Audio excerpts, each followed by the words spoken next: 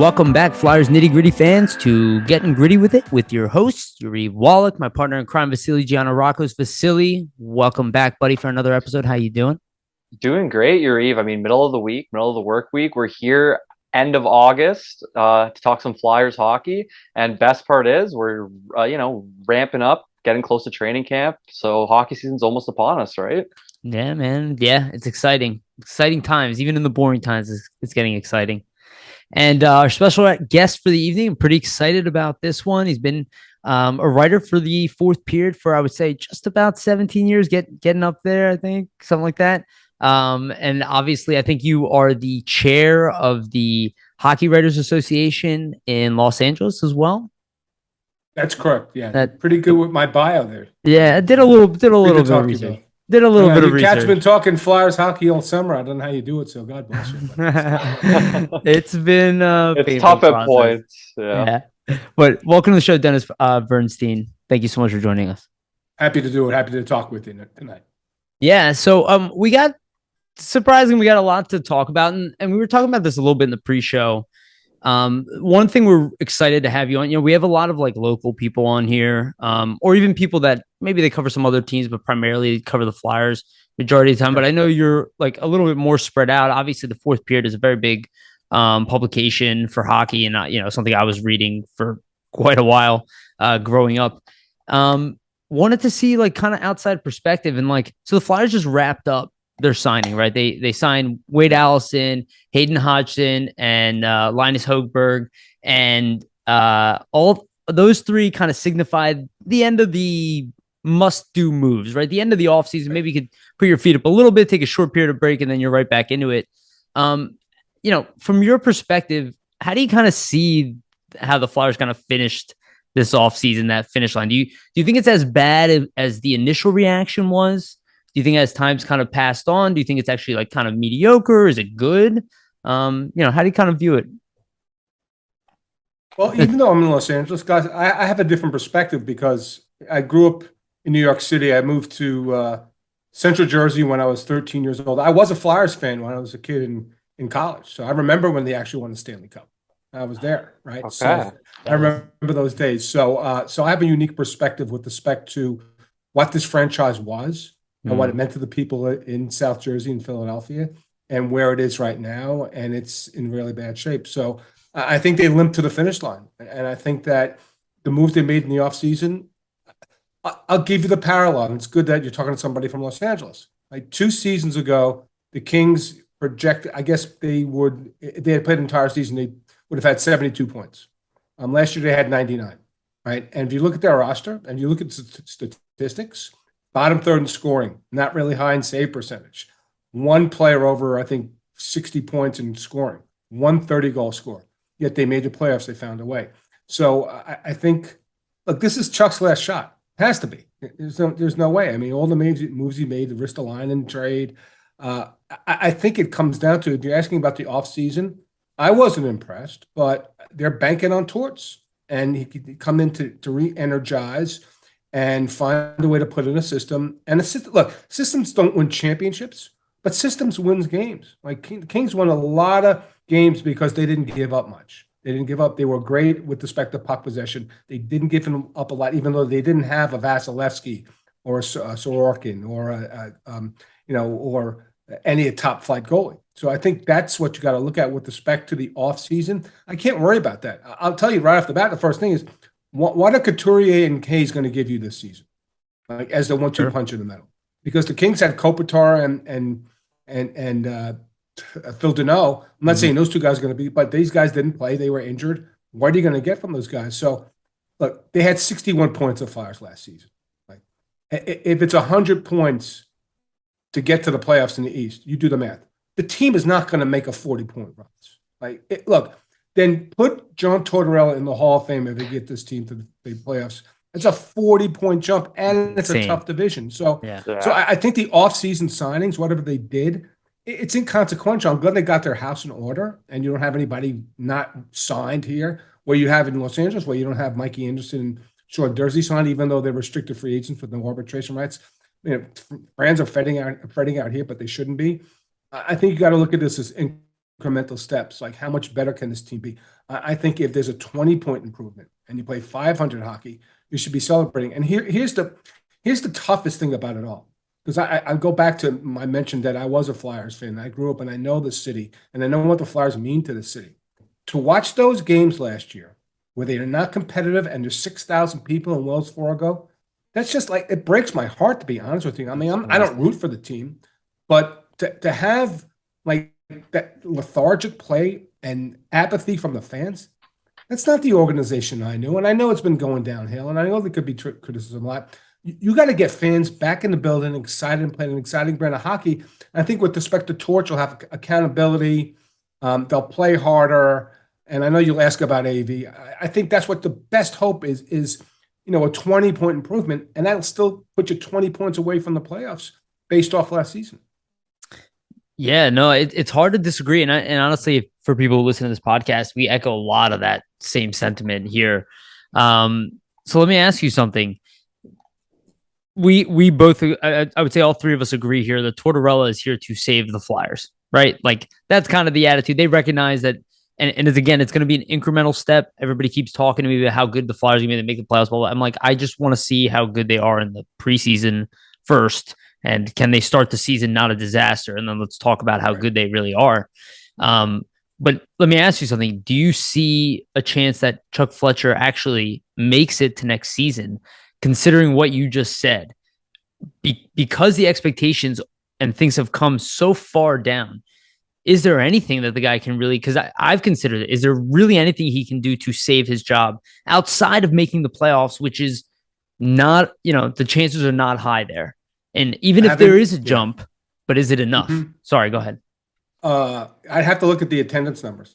Getting fans back in the building, I think that would save his job. Because that was dwindling, right, last season. So I think that's a main factor. And then think about the Flyers fan base in general that, usually super passionate, buildings full, which has not been the case the last couple of seasons. And obviously management wants to kind of change that into the former. But that's interesting there, what you said, Dennis, just based around attendance. So would you say, like, if you see a lot of young players step up maybe and outperform what they would typically do or be, or somebody would think that they would do, would you say that that might save his job or get, management to rethink things if you see a bit of development of those younger guys? I don't know how exciting this team will be next season because it's an older roster. Is it going to be competitive? Yeah. I watched a lot of Flyers games because I'm here on the West Coast. Before I go to games here, I'm watching the 4:30 starts. And I'm turning on the Flyers games, and it's 3-0 in the first. It's not competitive. But I will say this: if the Flyers, I remember 3 seasons ago, the Kings were non-competitive in games. Right. Like the Colorado would come in, or Toronto, it would be 2-0 after 5 minutes, and you could leave. And now they turned into a playoff team because they have this, and that's what you're banking on. What kind of systems is Torts going to put in? Not to make it exciting, because he's never had that exciting of a team to play, not a high-tempo offense. But if you go to the last 2 seasons, what was the goal differential? Minus 125. Yeah. They got to play better defense. And 100%. You ask, who Torts needs to galvanize.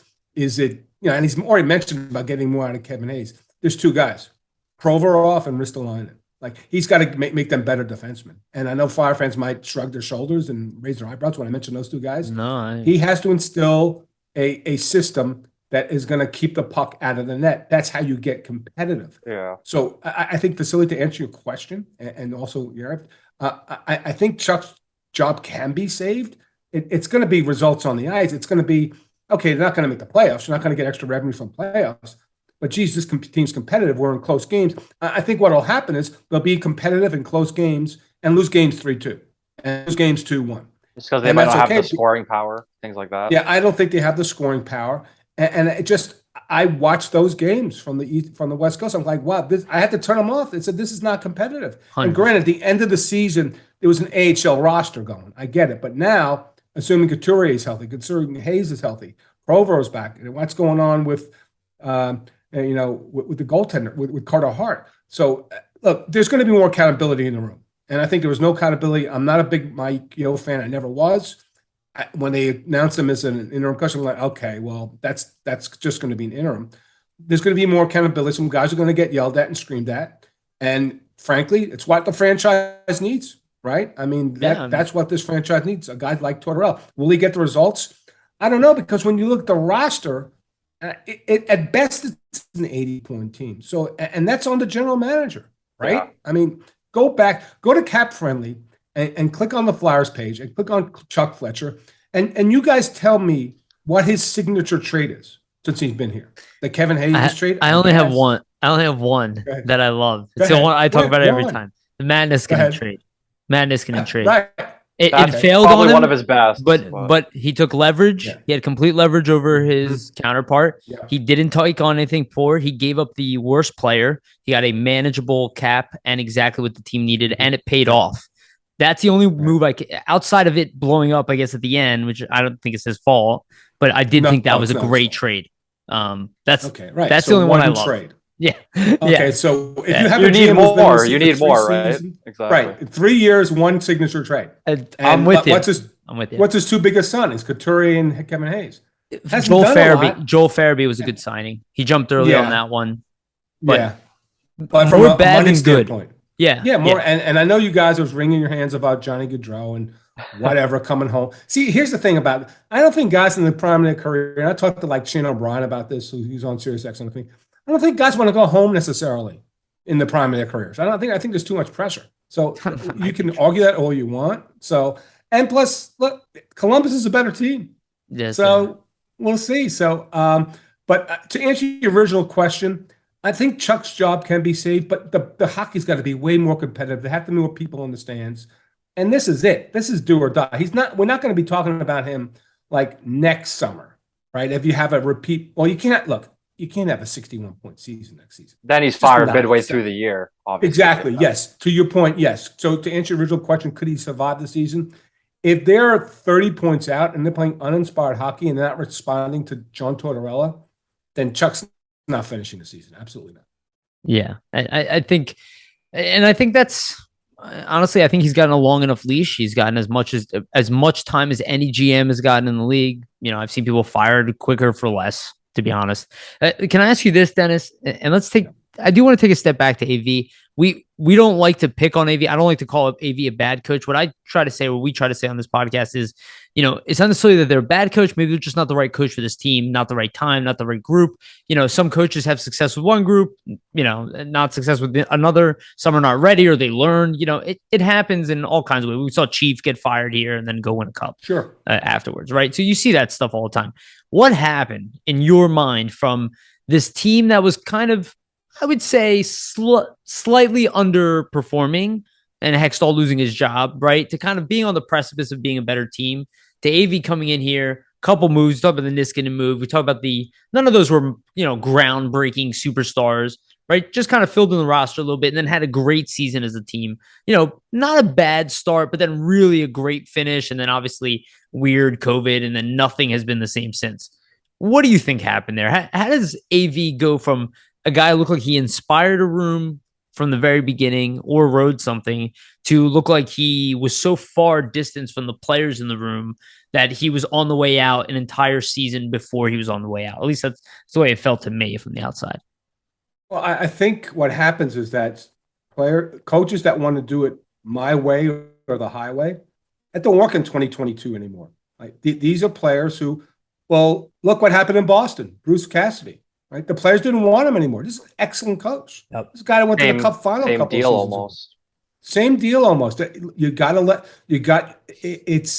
have to manage these younger players. It's a different generation. I think this is more of a compromise that's needed. Like, okay, you're looking for me as a coach, you know, to instruct you in a certain way, or obviously give you a certain leeway, or look for, you know, something out of your game in my structure, in my system. But obviously, as a player, I mean, it's easier said than done, right? Like they want certain promises or certain things as well. So I think there's just more of a compromise now, today's game versus maybe 15, 20 years ago. Would you say that's the case?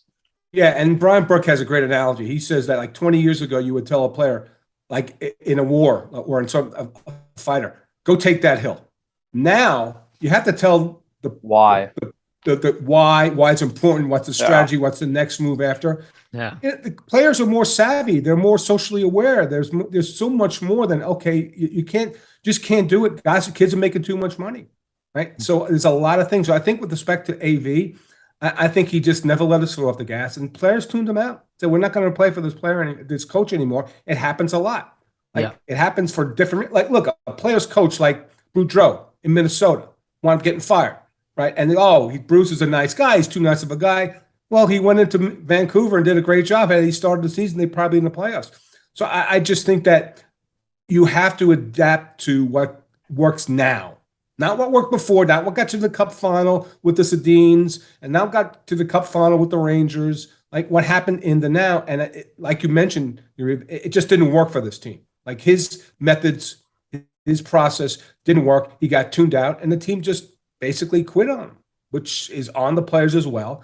But when that happens, you can't fire 25 guys. You can fire one coach, and that's what happens. And that's why you see it happen a lot in this league. Guys don't have leashes. You mentioned about leashes with Chuck. Coaches don't have those leashes, right? So I think it's a season-by-season situation. So I just think with respect to AV, like what worked for him in 2010 and 2012 or 2014 ain't working for him it didn't work for him in 2020, 21 because it's a different generation of players. You think that's why he's still unemployed? I think the way he ended in Philadelphia, I think that hurts him for sure. Okay. I think the only way he's going to get back in, and a lot of coaches don't want to do this because they've made their money, is he can go in as an interim somewhere and try to galvanize a team that's underachieving. And maybe that works, but I think that has a lot to do with it. I think people look at his track record, and you can't look at the track record from 10, 12 years ago. Yeah. You got to look at the track. Too far away. Track record. It's too far away. It was a bad ending.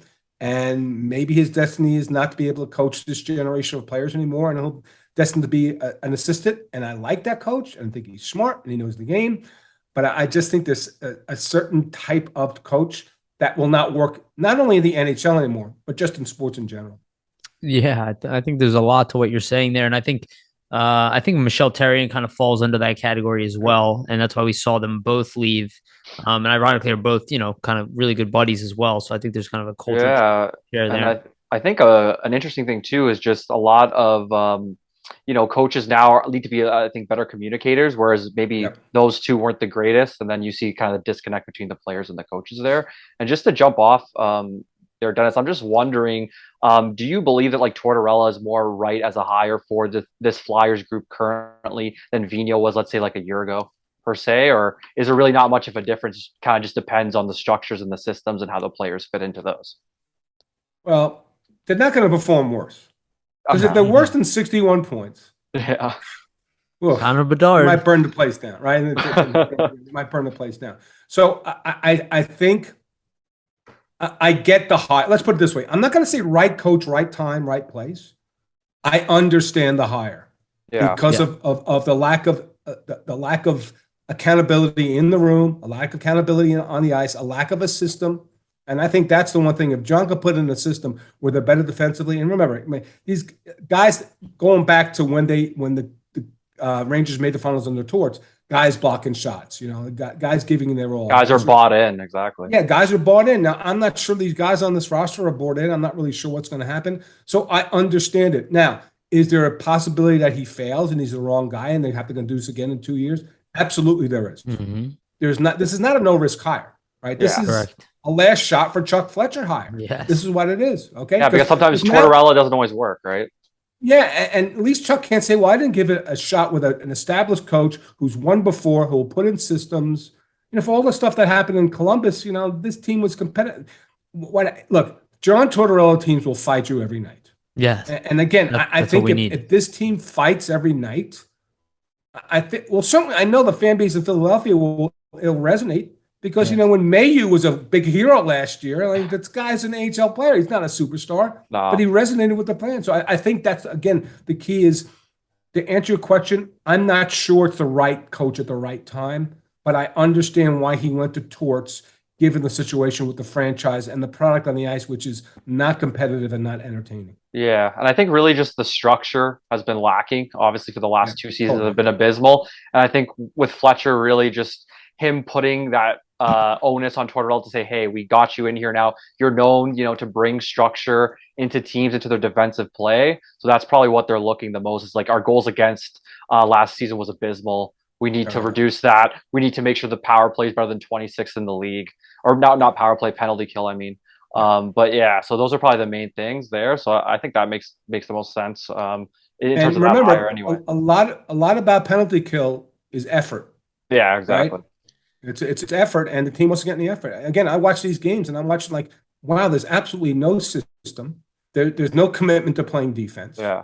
It's like shinny hockey, and that's just not acceptable. And that's why this coach is here right now. And not for nothing, we talk about Chuck. This is the last shot for John too. Like if he doesn't do some good work in Philadelphia, he's not coaching again, because now he can go back to ESPN or TNT or whatever and get a job. There's more opportunities, right? So it's He also said a it last shot himself. for John. He said it Yeah, himself that it's yeah. his last one. To your point. And I've been with John. I was back, like way back, the year before he won the cup in Tampa. Like I covered him for 6 months, and I really liked him. I thought he was great. He was communicative. I'll never forget one night, and there's not a lot of media in Tampa, right? And one night we were talking his post game. We have the chair set up in rows. He goes, no, he put all the media in a circle, and we just talked like person to person. And I never forgot that. So he can be the right guy for this team. Like he's not going to win you a championship. I think it's going to be a situation where he's got to build up some structure, have a platform to build this team. So when Set the foundation. Set the yeah, foundation. foundation, because this roster is far, far, far from a championship team. You compare that against what's in this conference, like Florida or Carolina or Tampa. They're far away. So again, if he can build a platform and get it in there and get some competitiveness on this team and establish some systems, maybe he'll stick around. But he may be the guy that's the bridge towards the next guy that would win them a championship. But that happens all the time, and that might be his specialty at this point. I mean, it makes a lot of sense. I would be okay with that. I think a lot of people would be okay with that. We've seen that happen quite a bit. But like you said, it's really just a process. It hasn't been here. And I think a lot of our valued assets or things that we even considered high valued assets, they don't seem that way to the outside. Like the stuff that I still hold, we're more positive on here. I do believe that a lot of these guys can turn, maybe not all of them, but some of the key names can definitely turn things around with a better coach, with a better team play. Like you can get a lot more out of some of this talent. You mentioned Ivan Provorov earlier. I want to talk about him a little bit. Do you think, and I'm listening to John Tortorella himself on this one, right? He says he spends most of his time managing the player more than he does the systems. He kind of lets his assistants do more of that. I believe he's going to be kind of more that father figure type of coach, trying to get the best out of you, the best as a man. I think the kind of the biggest project, and I think you nailed it, from the value that it would have to this team, is fixing Ivan Provorov and getting him on track to at least being that guy that if they can get him back in a Norris candidate, obviously I think John Tortorella is, out of this world. But, to get him back to, good favor with the coaches and not even the coaches, the fan base. How do you see that? Do you see John Tortorella and, and company and the other coaches kind of, I know they're going to focus on him. Do you think that there's something there? Do you think that Provorov can turn this around? Do you think Tortorella will be good for Provorov? It's job one. Like that's the first job he has. I agree. That player, because that player has been great. He's been a top pair defenseman. Yes. Hey, look, I've been saying, look, if Philly wants to give him up, I'll take him to Los Angeles, put him next to Drew Doughty. He'll be better. Watch that pair. Yeah, exactly. That's exactly what we say on here regularly. Yeah. Yeah. So that's job one, to get that player who has been at that level to get, and it's not for nothing more than, okay, he had a great season under John, and now let's trade him for 3 assets. Yeah, exactly. Right? So recoup that's the lost value almost. Yeah, he's not like here's the thing. When I talked about Provorov for Los Angeles, you go, well, he's a big ticket and he didn't play well last season. He hasn't been good lately. And so that blocks you from making the team better. I do think I would take him on my team, but again, like you guys mentioned, that's job one. And the other, the Finnish defenseman is probably job 1A. And that might be a bigger job because this player pro, he's been there. He's been that good.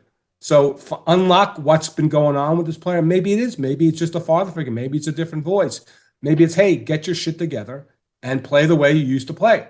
But it's all connected, right? Because the team stinks, and then you're going out there in game 60 and you got no chance, and it's 3-0 in the first period. I'm sure it has a lot to do with it. So it's a situation where Torts is saying, look, you're my guy. I believe in you. I've coached great defensemen. You can be that great defenseman again. Right. I think it's probably as much as you mentioned. probably as much emotionally or mentally for Pro as anything else because he plays games. He's a gamer. He's a Plays competitive hurt. player. Exactly. Yeah, absolutely. He's passionate. It's just that I just think the losing drags certain players down more than others. A level of frustration too, maybe. Level of frustration. You have a big ticket. You're making a lot of money. You're highest paid defenseman on the team. There's a lot to go into it. So again, I think job one is getting a Pro back on. And I've been a fan. I think that kid can get back to where he was. But I think that's job one for John Tortorella when he gets to training camp. Do you think a guy like Cam York will potentially have a larger role on this team? You know, we talk about the top four, and I do want to talk about D'Angelo. But do you think a guy like Cam York, considering the type of defenseman he is, very safe defenseman, one that I think Tortorella would appreciate quite a bit. I don't think they're going to want to rush him minute-wise, but I wouldn't be shocked if by the end of the year he's playing more minutes than people anticipate. I think there's got to be look, John loves veterans. He's not big on, he's been not big on younger players. So this is a situation where, unlike Pro, who's established himself, Cam's got to get John's confidence, saying, okay, I'm going to play third pair. I'm that safe type of defense, like a Matt Roy here in Los Angeles. Play your 13 or 14 minutes for the first 20 to 30 games, and then graduate him up and play him more. I think he has the opportunity. Look, when you have 61 points, you can't not say, oh, we can't give a young player a shot. Yeah. Like, you got to be open to other possibilities. I'm sure that Chuck talked to John about that, where you got to get younger players to invigorate the lineup, if nothing else. So I think Kim has that opportunity. He's got to get the trust of John Tortorella because he's never been at that level where he can carry 18 to 20 minutes a night. He hasn't been there yet. But for John, could he do that? I think if you see that role expand, it's probably a game 30 or game 40, but he's got to prove himself in the first half of the season to John.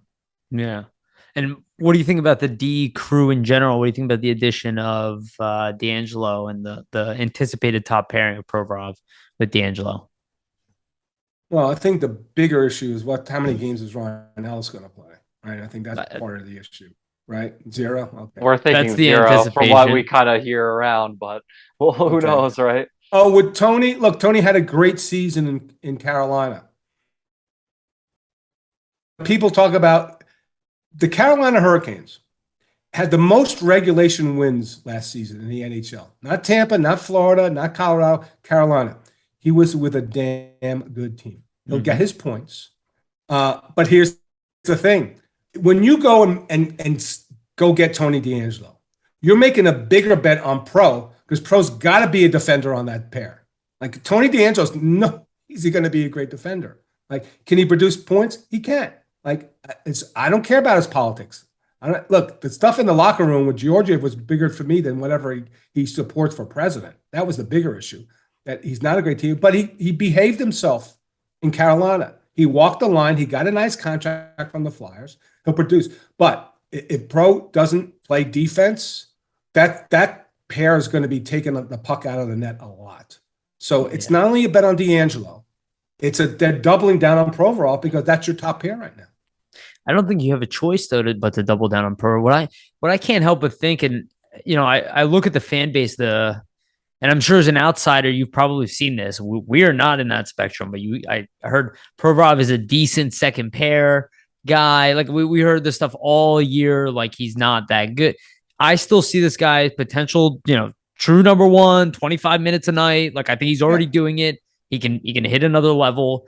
Do you think though, like, that adding a guy who can help move the puck out of the zone, maybe it is that right element? Because Provorov, I would argue his best season wasn't actually with Matt Niskanen. It was actually with Shane Gostisbehere. Right. Yeah. A puck moving defenseman.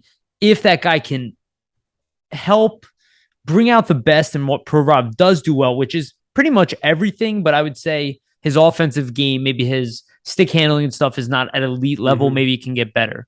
But you look at a guy like Sanheim, who's complemented clearly by Ristolainen. Sanheim's a big kid. He's not very tough. Ristolainen's very tough. The mixture together just balanced them. Yeah. Do you think that opportunity is there with Provorov where it's, maybe he's not the best defenseman, but it just works because it just kind of makes up for the shortcomings. And D'Angelo's got that attitude and a little bit of an edge that Provorov definitely plays with as well. So it's not like necessarily like the Gostisbehere thing where you're getting pushed around physically. Probably not going to happen to D'Angelo in the same way. I have a favorite saying: manage your expectations. These players have played 0 games together. I don't know how the chemistry will be. Right? That will look. You're not and wrong. people don't pay attention to preseason games. Well, here's a situation where you need to pay attention if they're playing the preseason. Yeah. Like, how are they going to work together? Like, But they've never played together before, right? That and you got to get too. a minute, and they're going to play 25 minutes a night. I don't know. To answer your question, it can work. It's a big bet. It can work. If that's an effective top pair, then the defense is going to be better. The goal differential will be better. They'll win more games. They'll be more competitive. Like it's all has to fall together, really. Yeah. I think a bigger picture too maybe is even off the ice to start off, right? Because when you're like that, you're going to play 25 minutes a night with each other or close to that, right? You got to make sure the two personalities get together off the ice. So I think that's a main thing too. That'll be a thing that probably John Tortorella is going to be tasked with as well, right? Because two guys that maybe have some personalities that, I mean, are bigger, obviously, on the team. I'm wondering, though, Dennis, do you think, I mean, with D'Angelo and Tortorella, will there be any sort of clash there? Do you think he'll be able to kind of manage and temper that? I don't. Well, Tony's not playing for a contract, so he's going to be there, right? So I think that John has to understand that. It's not a situation where, and again, it goes back to what we talked about with AV. It's not my way or the highway anymore. And I'm curious to see how John will manage. Here's my concern. When they get their ass kicked in the 10th game 6-1, how's John going to manage the room and the players? Because these players are fragile. Coming out of last season, the guys that were here in Philly last season are super fragile right now. Nobody showed up to the games. They weren't competitive. So it's a building back of confidence. So do I think? Look, I think John Tortorella wants a guy who burns to win and wants to win and plays passionately. And if you don't like Tony D'Angelo, I get it. I understand it. But he does that. But he fit in Carolina without a problem, right? He produced and he got a contract, and the Philly manager believes in him. So he toed the line and behaved himself, and he knew it as well. Again, we're talking about a lot of second chances here, right? Yeah. For Chuck, for Torts, for Tony D'Angelo. But Tony proved himself that he could play for a winning franchise, be productive, keep his nose clean, and he earned his contract. So I think there might be a night where Tony and John may have some tough words for each other, but I don't think it's a situation where it's going to be to the detriment of the organization, the team, or the room. Yeah, and I love what you just said there, and I want to touch on that because I did say this before Tortorella was hired, where I was like, we need a guy who can create an us versus them mentality because we are a second chances type of team right now. Like we have a lot of guys who have either an injury or a down year or have been traded or whatever, like the amount of stories of underachieving or you're up against the wall are nonstop. And I feel like maybe that's where the identity of the Flyers can lie this year. If you can actually, you can make a case that the Flyers rallied around the extremely unfortunate news of Oscar Lindblom, right? Like it was really awful, but clearly brought the group together in a sense, right? Do you see a play of that where maybe it is, you kind of pointed out that theme there, right? Where it's, well, they don't believe in us. We saw it here with the Eagles, actually, where it's kind of like nobody believes in us type of thing. Do you expect them to kind of play off of that this year? If I was Tortorella, you know what I would do? I would take all the preseason prognostications that shows the Phillies going to come in last and be 65 points, and it's going to be another bad season, and I would post them all over the locker room first day of training camp. Here's what everybody thinks of us, okay? And it's our job to prove them wrong, right? Yeah. And again, and I think John's going to say, look, we're not going to win the Stanley Cup this season. We're not going to be a 100-point team. But we got to be hard to play against. And I would go back and say, look, if you guys play hard and play competitive, the fans will come back and the fans will support you. It's the one thing that Philadelphia, and I know Philadelphia great. I spent a lot of time in South Philly at the Spectrum and Pat Stakes and Tony Luke's. If you play hard, because that's all that's the most important thing in Philadelphia. Everybody wants to win. I get it. The passion. But you got to show effort. You got to show that you're going to leave it all on the ice for the 60 minutes. Because the average Joe that's coming to watch this game wants to just an escape. They want to see a guy making $4 million a year loafing on the ice. They don't want to see that. So I think he can use that to get the room together and to get that mentality. And you need that mentality anyway. You need us against them if you're going to win games. This is a brutal, tough sport. right? Guys Yeah. are fighting for jobs. Guys are fighting for their lives. Guys fighting for their careers. So he's got to appeal to that side of the player, saying that, and I think almost embarrass them, saying, "Look, you guys really sucked last year, Yeah. and I'm going to make sure that you don't suck this year. But we got to be all on the same page, and we got to do this together." And not for nothing, if some guys aren't in with the program, then John might have to go to Chuck and say, "This guy, even though he's decent and he's got a good contract, he's not fitting in. He's not going to be the guy." Now, maybe that assessment comes at the end of the season, and maybe that's the first year of John here that he's going to assess like who's bought into the system and who needs to move on. So I think there's also exploring stuff, and again, there's going to be hills and valleys. I think that's part of the valleys is like who's not responding, who's not buying in, who's saying Tortorella's an old man. I don't want to listen to him anymore. He yells at us too much. And you move on for those players. So I think there's going to be some discovery from Tortorella about who in the room he can trust and go to with respect to getting his system in place and his mentality in place. I totally agree. And let me ask you this. He has a history of having great goaltenders behind him. Not always, but definitely for large portions of his career. What do you think his relationship with Carter Hart's going to be like? I don't think any coach has great relationships with their goaltenders. That's so interesting and probably true. Goalie coaches the like bridge in LA, almost.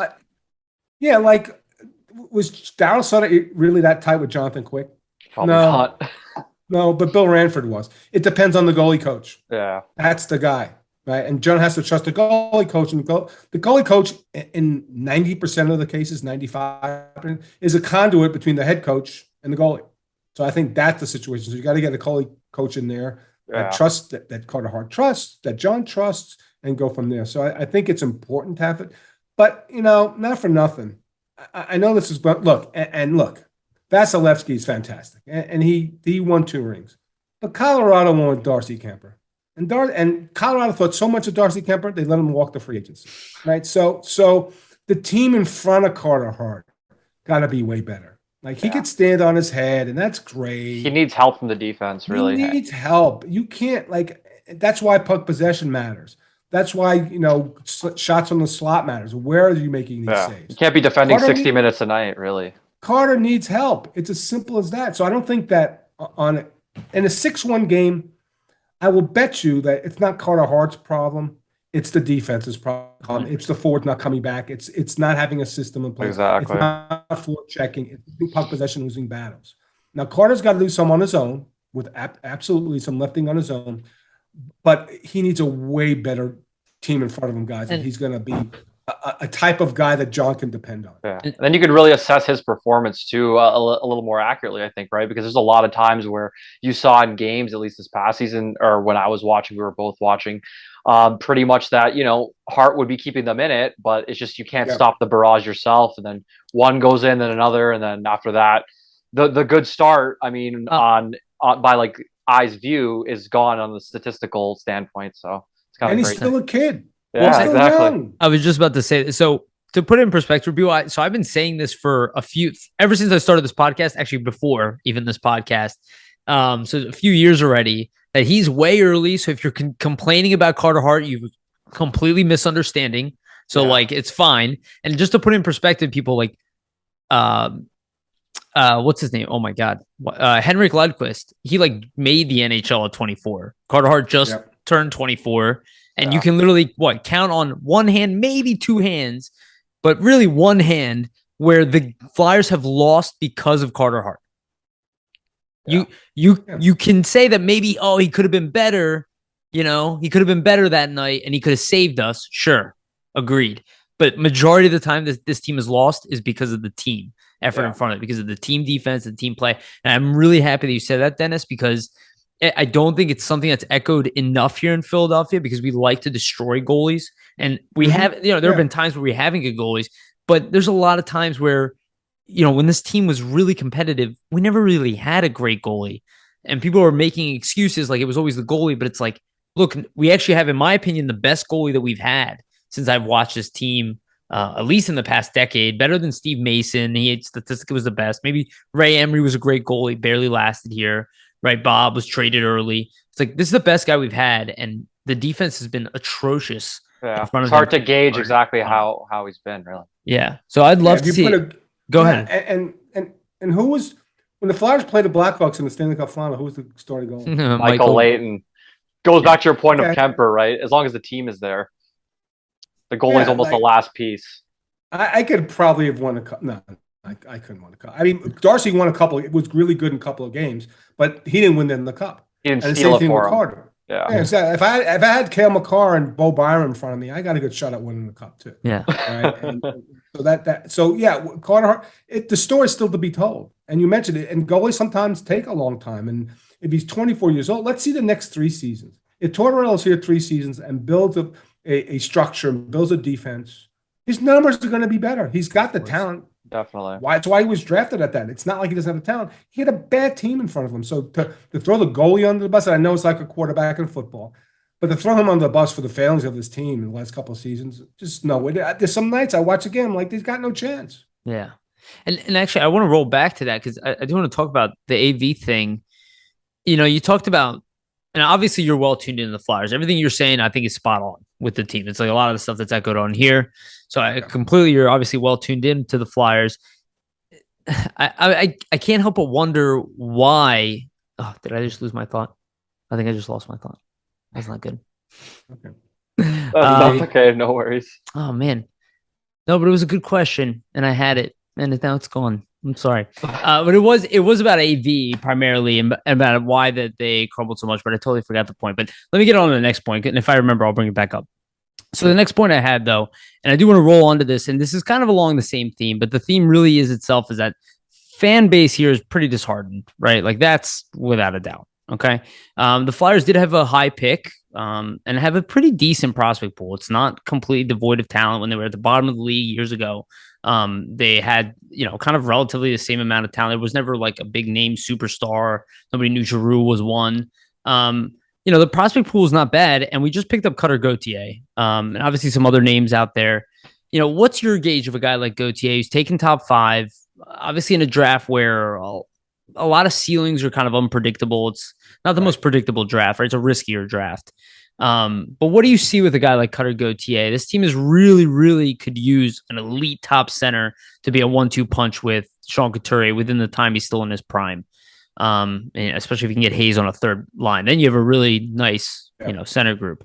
What do you see from Cutter Gauthier? Do you see him kind of fitting that mold? Do you think he's something that the Flyers really should and fans should be excited about? Or is it another one of those, maybe tentative optimism? Well, he's what, 5th overall pick?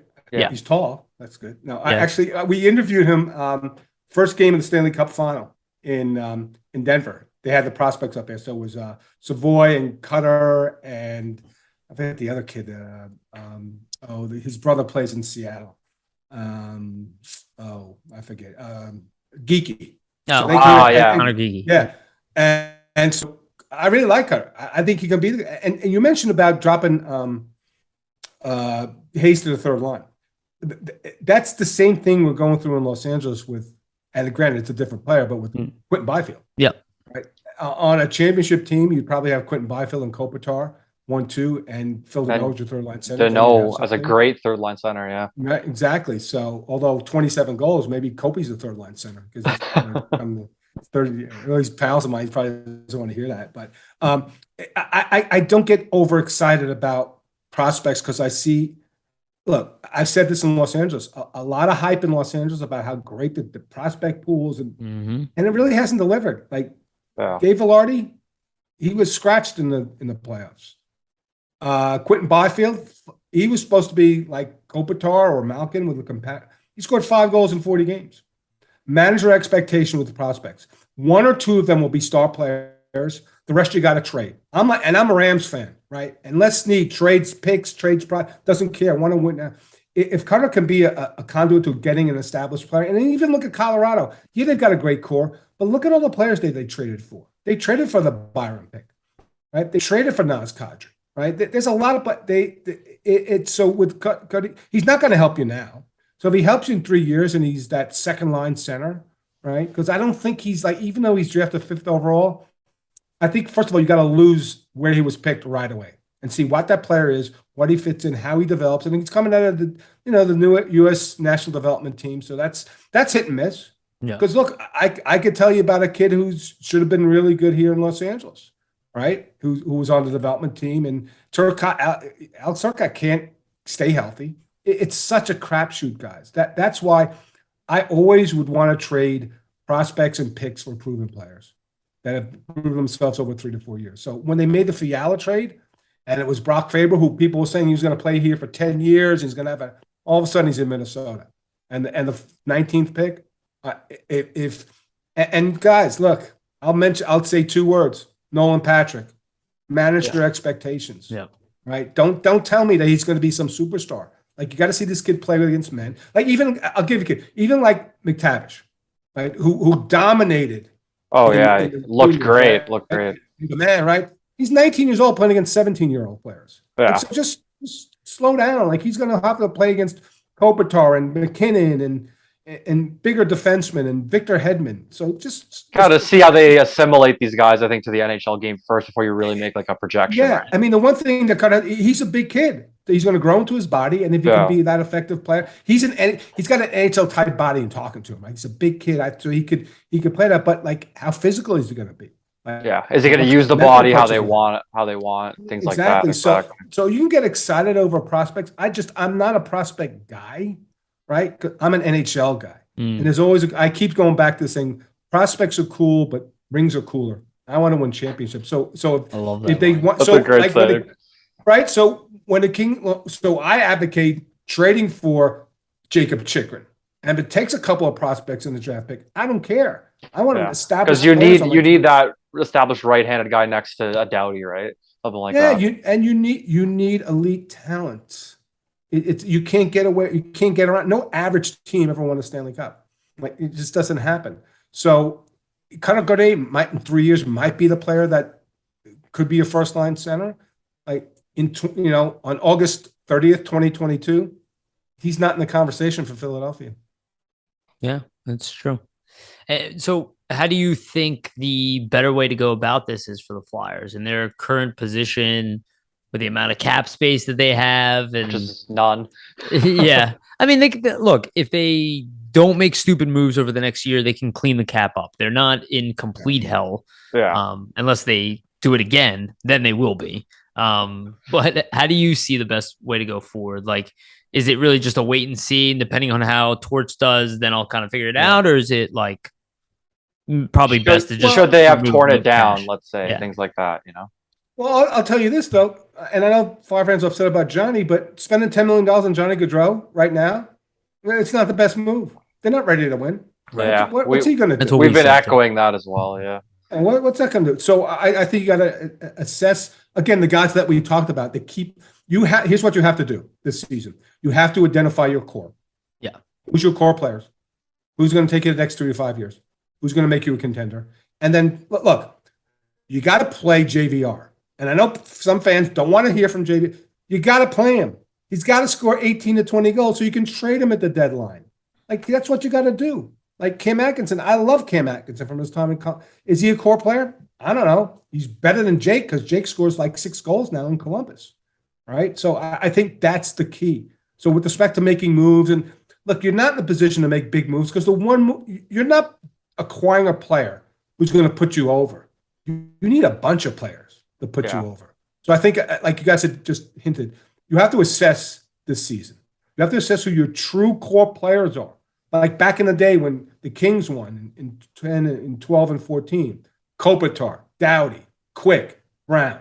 That was their core. And then Dean, like, I'll give you an example. And you want to talk about drafting. Dean Lombardi, he wasn't any good at drafting. He drafted 130 goal scorer in his career in LA. And it was Tyler Toffoli who wound up getting traded. He was brilliant at trades. He traded Wisniewski for Green and Stoll. Yeah. Like, he traded for Justin Williams. He traded for Jeff Carter was and you guys Mike Richards. Mike Richards. Jeff Carter was a dog in Columbus. Yeah. Like, look at him in LA. So, right. So you're not, and here's the thing, and this is why I go on my rant about prospects. You're not going to have 12 Flyers prospects win you the next cup. 4 core players, 5 core players, if you include the goalie, are going to win you a cup. And then you're going to have to sign and trade for players. So I think this season, what you have to establish is who is your true core that's going to take you to the next step, not championship step, but the next step over the next 3 to 5 years, and then build around those players. I think that's a great answer. Anybody that you think that is on this team, probably I'm gonna keep it to mostly pros, right? But is there anybody that you think the Flyers can get more out of? Maybe that's on the brink of becoming a larger impact and somebody that could excel or make a name for themselves. No, I think the job here is like, why do you, and I mentioned this at the top, what are you going to get from Couturier and Hayes. Hayes? That's it. Like if you can get Couturier, and I love Sean Couturier. Back in the day, I voted him for the Selke. Like, can he be a 30-30 guy again? And can Kevin Hayes be a 25-25 guy? Like if you can do that, then you have the makings of it because you still win games down the middle. Yeah, right. Exactly. And so that's it. It's the two centers, the top pair, and the goalie, right? And so I don't see an underachieving young player here. What I see is a lot of underachieving veteran players here who, through lack of system or through injury, like they're not earning their checks. And I like the Kevin Hayes deal, and I know people say 7 years, and I like both those deals at the time. Like, yeah, you have some buyer's remorse right now. I think it's a question of, and again, it's the assessment, right? When we get to game 82, and it's only going to be 82 games in Philadelphia this year. I'm sorry, not going to make the playoffs. What did Kevin Hayes and Sean Couturier give you? Are they part of the core still? Yeah. Can you build around that? Say they exactly. Yep. They're going to be here. It's not going to be easy to trade. They're not going to buy them out. So I think part of it is not assessing, like, okay, what player can break through with respect to the Flyers. I think it's what players can reclaim, like the top flight play that they once had. That's a great point too. It's a good way to assess. Yeah. Yeah, absolutely. So, how do you think that the Metro will play out in general? Right. Obviously, you're from New York. You're obviously tight knit to LA, but you clearly have a good grasp here of this Metro division. How do you think it stacks up? Who do you think is at the top? Who do you think is at the bottom? Well, Flyers are going to be battling for the bottom, so Okay. they might get Connor Bernard. So trade everybody. Wouldn't be the worst thing. Not at all. Carolina, the Pacioretty injury is tough for them because they can say that he can come back for the playoffs, but a torn Achilles, I don't know. I think he's gone for the whole season. Now they got Brent Burns, which I like Brent Burns. I think for that team, he's better than Tony DeAngelo. Yeah. They are a dangerous team that doesn't give a lot, who has a great coach. Their system's really good. They don't give up a lot. I'm not sure about their goaltending. So I think they win the division. The Rangers, I think the Rangers are right there. I think they have to build off what they had last season, and they came. Look, remember, and that team got heart. You talk about heart. Like that team was going to lose to Pittsburgh, going to lose to Carolina, and they found a way. You know why? They have elite players who, in a big spot, showed up. Like in a Game 7 in Carolina, their star players won, and that's why they advanced over Carolina. Right? Mm-hmm. It's tough to play Tampa Bay. I get it. It's not easy, but the Rangers are right there, and it's again a question of, what's Lafreniere going to be like? And now that Capo, I'm not sure what you do with that player, right? But there are star players on that team. Do I think Kreider's going to score 50 again? No, but if he scores 35 with Breadman, with Zibanejad, and remember, look, you talk about trades. Mika Zibanejad for Derek Brassard. That was the trade. That was a wonderful trade for the Rangers. Yeah, that was the trade. So, and look, Adam Fox. I love Keandre Miller. I think they should have drafted him over Kapara here in Los Angeles. They didn't. They have the makings because they're young enough and they have star players. Yeah, and the coach is done well there. So I think they're a very, very dangerous team. Galant's a great coach. I have questions about Washington. I think if you look at a team like Washington, they're the team that take a step back, right? Because maybe Backstrom plays, but that hip resurfacing surgery, I think it's 50-50. The most any players played after that surgery has been Jovanovski, and he played 37 games. Right? Ovi's going to break the record at some point. Tom Wilson's out with an ACL tear. I guess Darcy's going to be the goalie this year, but that's a team that's getting a lot of age on it. So if you're looking for a team that didn't make the playoffs, like an Island, like I think the Islanders, they just had bad karma all season. That stupid schedule because they had to open up on the road because UBS, and it's a great building. The COVID stuff, and despite not getting Kadri, they have a legitimate top six. I love their top pair defenseman. Sorokin's an excellent goalie. That's a team that could bounce back and get maybe a Washington or maybe a Boston. Although having Krejci and Bergeron come back, that's a huge thing for Boston. So I think they can get in. I think the one team that you could look at is Washington. And not for nothing, you look at the teams out of it, like a Columbus. Look, the fact that Patrick Laine believes in Columbus now, when you never thought he was going to stay there, but they signed Johnny. Yeah. They're a tough, again, I think that's the model, not from a talent standpoint. But you look at Columbus, they were a bitch to play against last year. They didn't make the playoffs, and they were a 500 team, but they were hard to play against every game. They were like, and you don't know a lot about them because fans in Ohio don't want to hear it. They play in Columbus. Nobody really pays attention to the team. They're a tough team to play against. So I think it's going to be a competitive division. I still like Carolina. I think it kind of lays up the top three still: Carolina, Rangers, and Pittsburgh. Other than that, probably a little bit of a change with respect to the Islanders. I think they passed Washington. And then the rest of the division, it's going to be tough for the rest of the teams in the division. Yeah, I believe that. I remembered my question based off of what you said. Beautiful. I was going to ask, have you ever seen the Flyers get blown out so badly the way they did against the Rangers, not last year, the previous season before that, with AV? Well, I think it was 10-0, right? And to go on that losing stretch and to see a coach survive that. That was the first time I've ever seen a Flyers coach survive that and go into the next season and get the opportunity to go for another losing streak, actually a couple more losing streaks. Have you ever seen that before outside AV? That's the only one I can remember. Right? No, yeah. But that was his guy. Coaches are tied to GMs. The GMs are tied to coaches. And so some coaches dig their heels in, like Hackstall and Hextall. I'm not firing a guy. Okay, yeah. And then you're fired the next day because you didn't fire the other guy.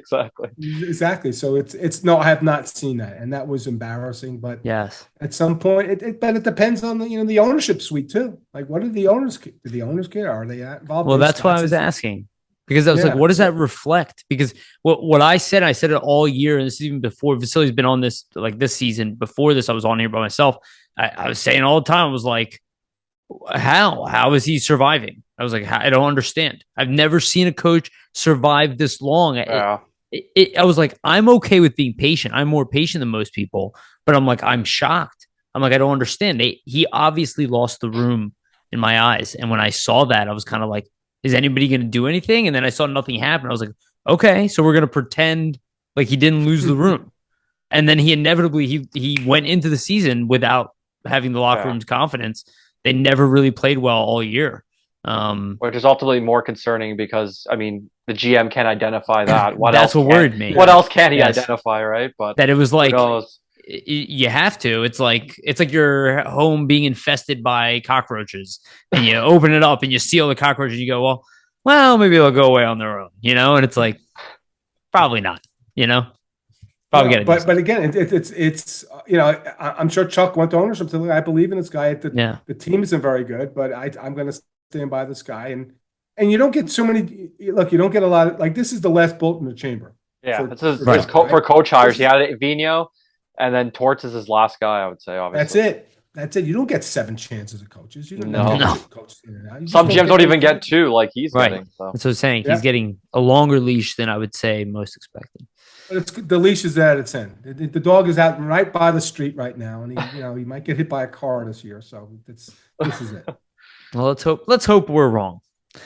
Dennis, thank you so much for joining us. This was a really great episode. Love how tied into the Flyers you are. And I love that you're echoing a lot of the stuff we say on this podcast. I think it helps because we're not, obviously we just met on this podcast, right? So we're not like sharing opinions. So it's good to feel like we're not biased because we're so close to the team that we're really trying to be, practical with the team. You have to be that objective.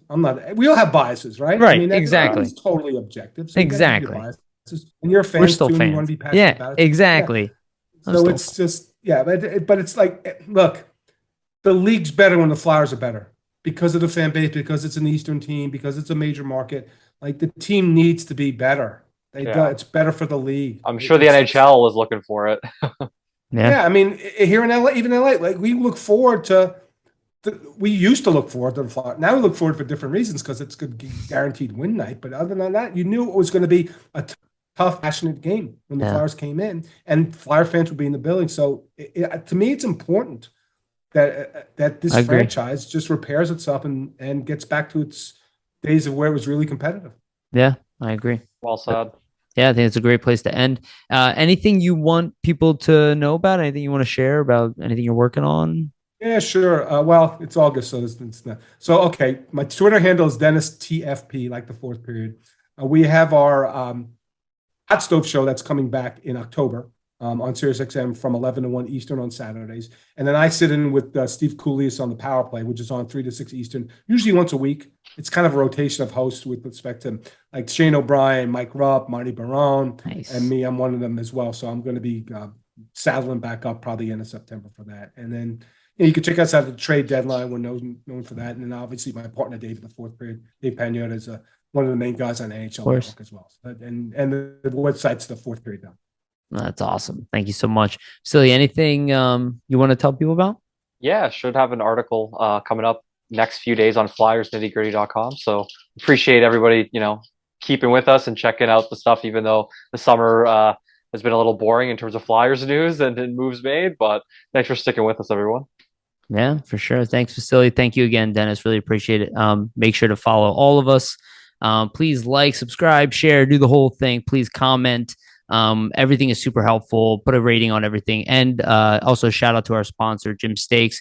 Still in repair, but shout out to them on 4th and South. Go get yourself a cheesesteak, obviously, when they're back up and running after their fire. Dennis, I don't know if you know this, but they had a fire. They should be okay. Oh, really? No. Yeah, famous spot on 4th Street. Oh, yeah. Yep. Yeah, I know it. but they will be back. So again, thank you everybody for listening. We love you. Wouldn't be here without you. And remember, always stay